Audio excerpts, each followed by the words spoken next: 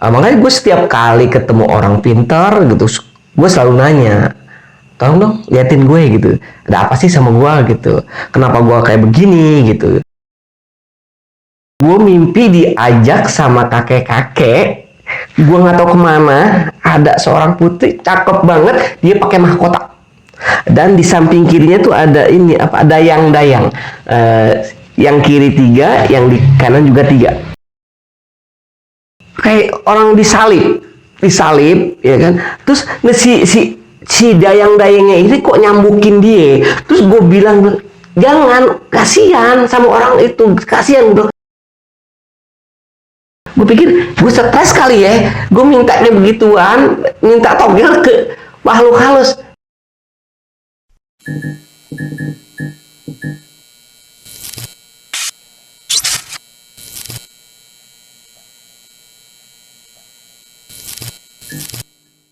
Assalamualaikum warahmatullahi wabarakatuh. Kembali lagi bersama gua Sherly di Dairi Neng Sherly.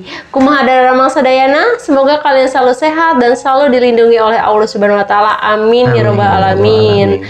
Kali ini gua kedatangan narasumber dari Bogor juga, dan dia akan menceritakan kisah nyatanya dia, perjalanan hidup dia. Pokoknya seru banget sih. Jadi untuk kalian yang belum kenalan nih, yang belum kenal sama abangnya, kita langsung aja kenalan. Assalamualaikum. Waalaikumsalam. Dengan siapa?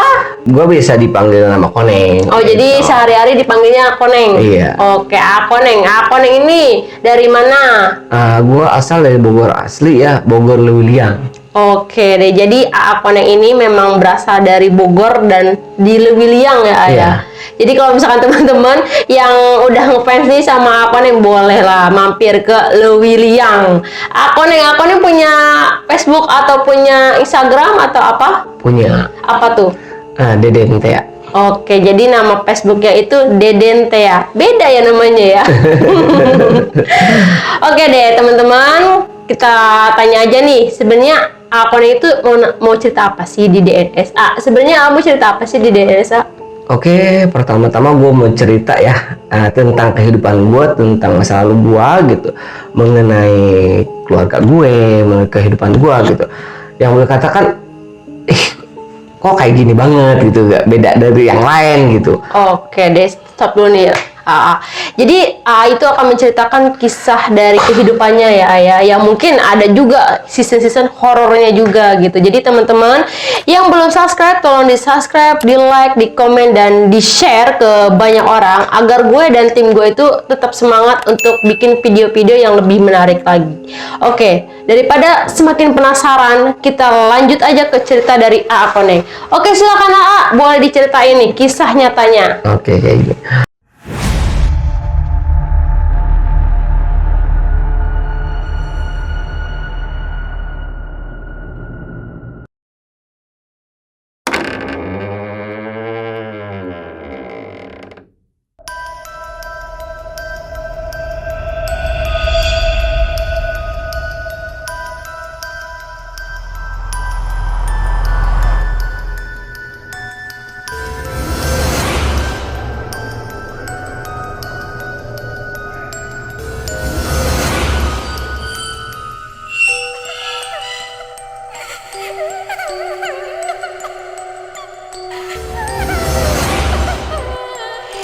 Berawal ya, gue dari mimpi gitu ya.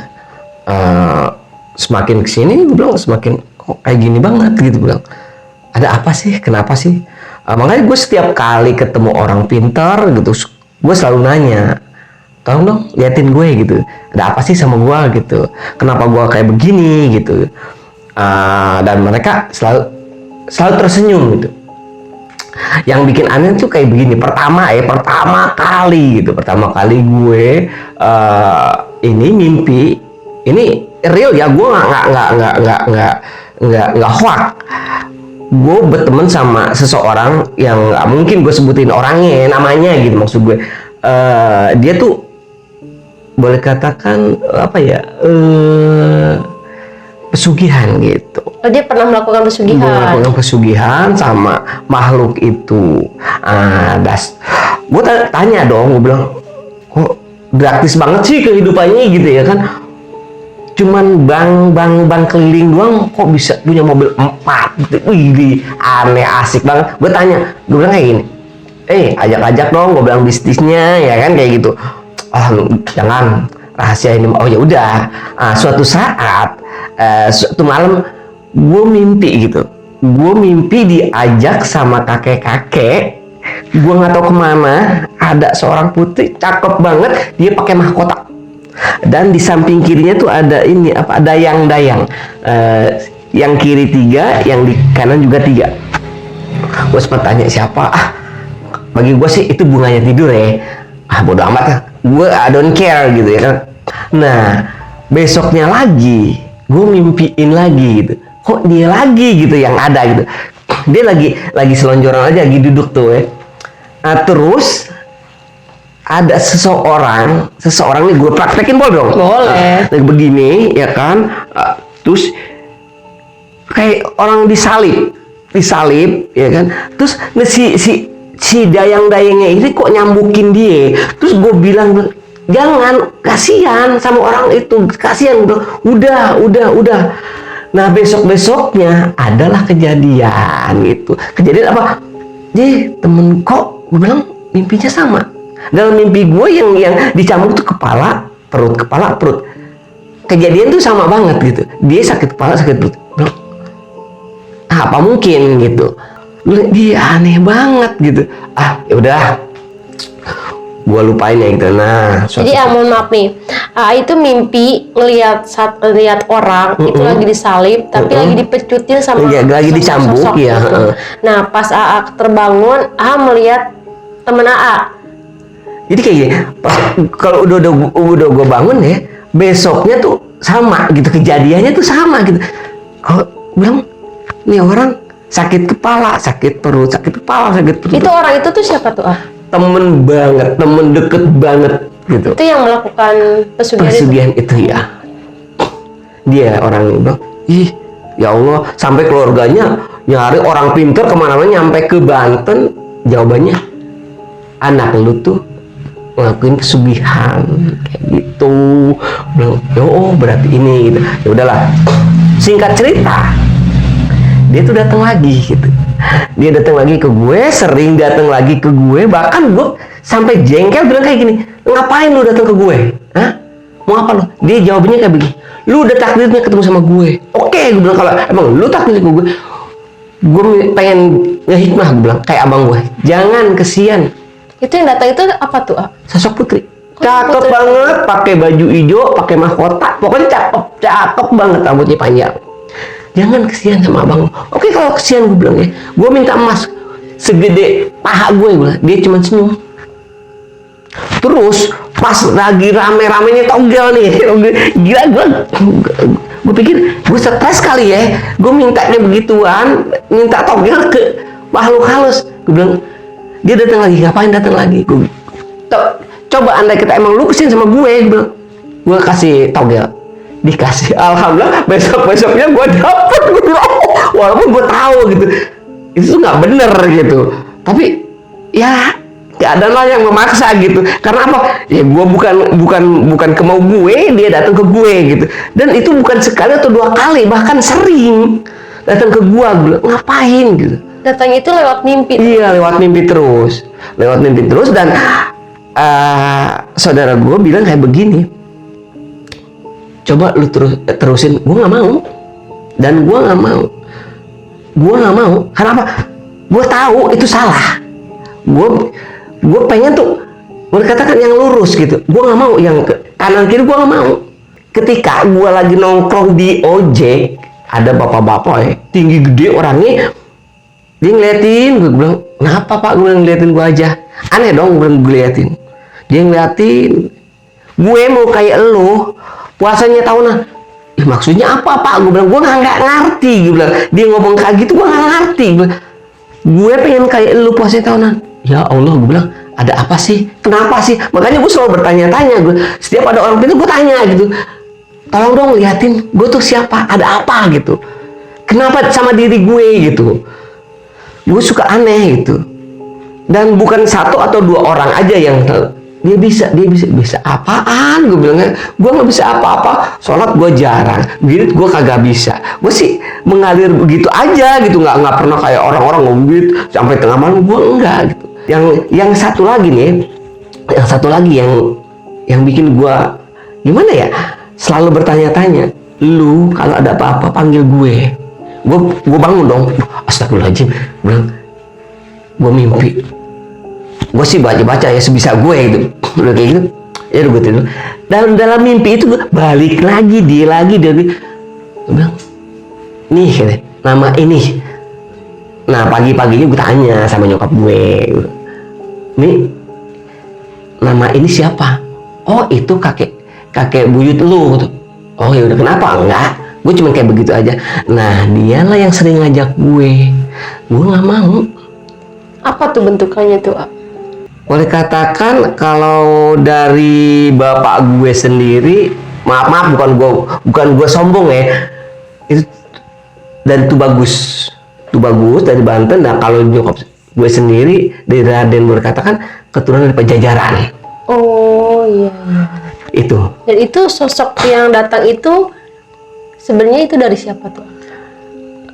Yang pertama yang dia pakai baju ijo-ijo, ya kan, kata orang yang boleh kata orang pintar gitu ya, itu Ibu Dewi Roro Kidul yang selalu deket sama gue. Nah yang kedua itu Pajajaran. Tahu sendiri kan Pajajaran kayak gimana ya kan. Pajajaran tuh boleh katakan macan gitu. Bilang, ya Allah, kenapa sih gue selalu kayak begini? Ada satu orang yang bilang dia tuh kesian sama elu. Karena gue tuh boleh katakan gue tuh sering dibully sama orang, tapi gue gak pernah marah. Gue senyumi aja, bodo amat, gue gak peduli gitu. Mereka tuh peduli sama gue gitu. Tapi jujur aja gue gak mau. Gue gak mau ngikut, boleh katakan gue ngikut ke dia gitu. Gue asli gue gak mau. Lagian ya buat apa sih yang begituan? Mendingan gue ya cari yang halal-halal aja gitu, daripada gue harus begini begitu ada. Walaupun kata orang suatu saat lu bisa kata hikmah atau ngobatin orang, kalau toh jalannya sesat, gue nggak mau. Sampai sekarang gue tuh nggak mau. Alhamdulillah gue nggak mau. Dan sekarang alhamdulillah gue nggak diganggu lagi. Setelah gue boleh katakan sering sholat, ya kan, boleh kata ibadah lah gitu.